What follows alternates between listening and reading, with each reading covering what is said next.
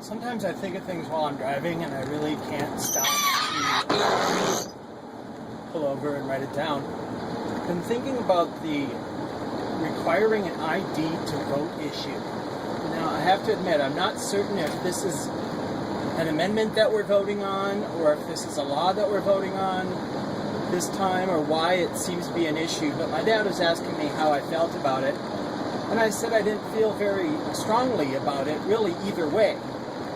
His chief concern is that people are able to vote twice.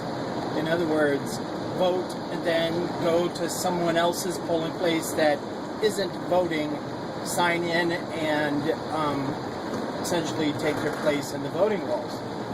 And my question to him was, is it a problem? Is this a recognized problem? And he goes, he doesn't know. And I said, then why create a solution to a problem that is not known to exist?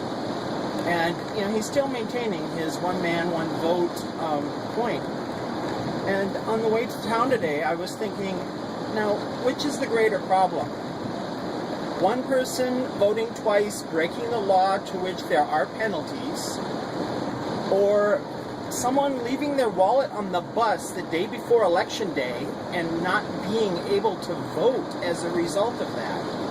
Now that, to me, seems like a much greater problem because there's no crime involved and there's no punishment for not voting, where the other one, there is.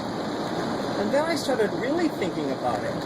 And I have to again admit, I'm not sure if there is a way to get a legal free ID that would allow you to vote. But if not, essentially requiring a person to purchase a state ID for the right to vote is essentially a poll tax.